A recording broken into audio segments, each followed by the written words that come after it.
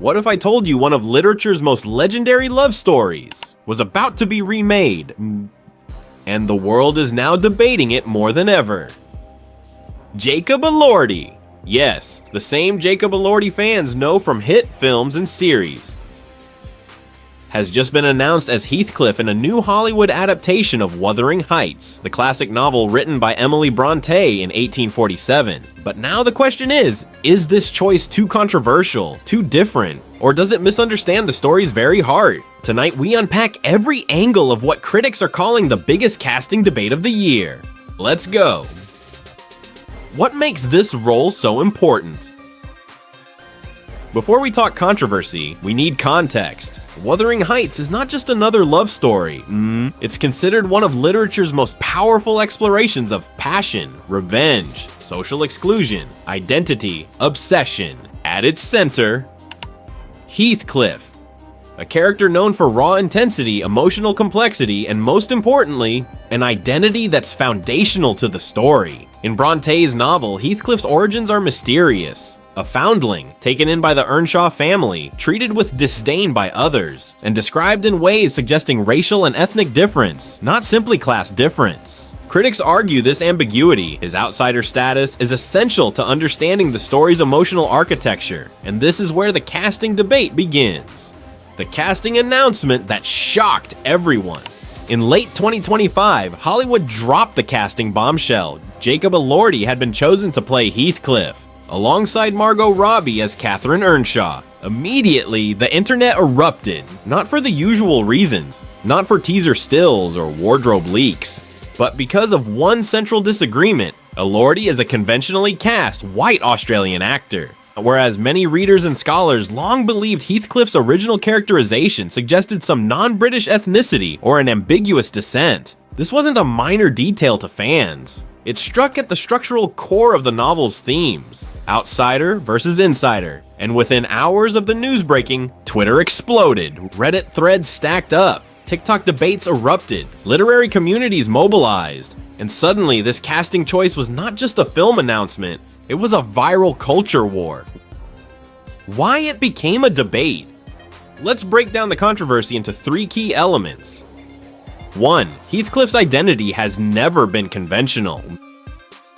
In the novel, Bronte never spells out Heathcliff's ethnicity in simple terms, but she describes him as dark, different, and socially othered, not merely because of class, but because of the reactions of people around him. Readers interpreted this as a major narrative device. Heathcliff is mistreated because he looks different. His outsider status fuels bitterness and revenge. His identity is part of the emotional engine of the story. Casting Heathcliff as a traditional white romantic lead without addressing these themes feels, to many, like a simplification of something deeply essential, and that's where criticism has centered. 2. Fans and critics called it whitewashing. Almost immediately, phrases began trending like, whitewashing Heathcliff, literary erasure, classic literature recast for marketability. Some critics argue that by reducing Heathcliff's ambiguous identity to a familiar Hollywood heartthrob, the filmmakers may be diluting the core emotional conflict that makes Wuthering Heights unique. Some even point to past adaptations, like Andrea Arnold's 2011 version, which cast Heathcliff as black intentionally to honor his outsider identity. This new choice, critics argue, removes that symbolic tension entirely.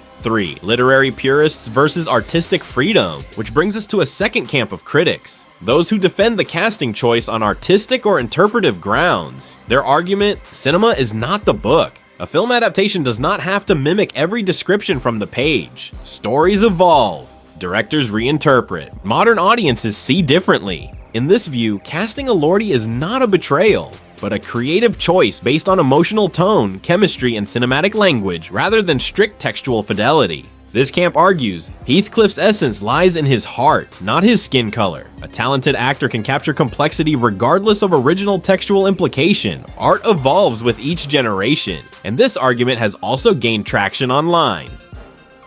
Hollywood responds. Naturally, the filmmakers didn't stay silent. Margot Robbie weighed in. In an interview with British Vogue, she defended Elordi's casting, saying, "Jacob is one of the most emotionally intense actors of his generation. His chemistry with Catherine is the beating heart of this film." She urged fans to withhold final judgment until they've seen the performance. Director Emerald Fennell, unapologetic. Fennell has described her interpretation as personal, visceral, and cinematic. She explained that when she first fell in love with Wuthering Heights as a teen, the image of Heathcliff she saw in her head wasn't literal. It was emotional, raw, elemental. Casting Elordi, she said, was about fitting that emotional energy, not matching a textbook description. This sparked another wave of discussion. Some called it creative bravery, others called it revisionist casting. Either way, it fueled even more engagement. Scholars step in. This debate spilled beyond fan forums and into academic spaces. Some literary scholars argue Heathcliff's identity is foundational, not incidental. The novel's power comes in part from who he is and how others react to him. Casting can't be separated from interpretation. They say the story is not just about love, it's about alienation. Casting a traditional white romantic lead without addressing alienation alters the story's emotional architecture. Supporters push back.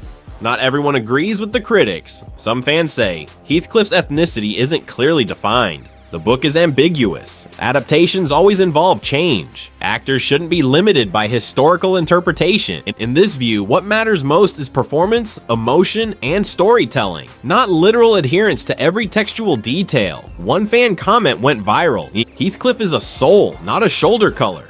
And that quote was shared on Instagram, Twitter, and TikTok more than 900,000 times. This side has its own momentum, the global cultural impact. Here's what's remarkable. This controversy isn't limited to one country, it's international. In Australia, audiences debated Elordi's nationality. In the UK, fans argued for authenticity. In the US, social justice voices weighed in. On Book Talk, millions shared explainers on Heathcliff's complexity. On Reddit, heated threads grew to hundreds of pages. This level of global engagement indicates something bigger. It's not just about one casting choice. It's about what representation, identity, culture, and classic literature mean in a world with social media scrutiny and global audiences. And that's why this debate isn't quieting down. What critics say about whitewashing. One of the strongest criticisms is this: Hollywood too often erases diversity. Classic stories get sanitized. Characters originally written to be outsiders become default white leads. Decades of film history offer examples where adaptation flattened original context for mass appeal, and fans are done with it. A viral tweet summed it up. If you remove Heathcliff's humanity as an outsider, you remove part of the story's power. That tweet alone was retweeted tens of thousands of times. This isn't just literary pedantry. This is cultural interpretation meeting modern audience expectations. And the result? One of the most heated casting debates of the decade.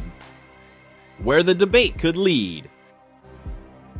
There are two possible futures. 1. The movie premieres and delivers a compelling performance. People are won over. Critics rethink their stance. Audiences embrace it. 2. The debate widens once the film is released. Critics argue the story's core was misinterpreted. Discourse shifts from casting to adaptation integrity. More debates, think pieces, and cultural commentary follow. Whichever path unfolds, one thing is clear. This isn't just promotional drama. This is a pivotal cultural conversation that's happening at the intersection of literature, representation, and modern storytelling. That's why every social media post, every interview, every trailer drop matters. This is not noise. This is the debate of the year. So now it's your turn. What do you think? Was casting Jacob Elordi a bold, modern reinterpretation, or a missed opportunity to honor Heathcliff's complexity? Drop your thoughts in the comments.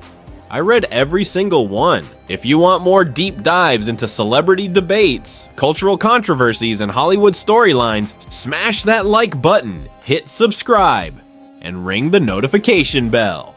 Because the next big debate is probably already being written, and we're breaking it down right here. Thanks for watching. I'll see you in the next video.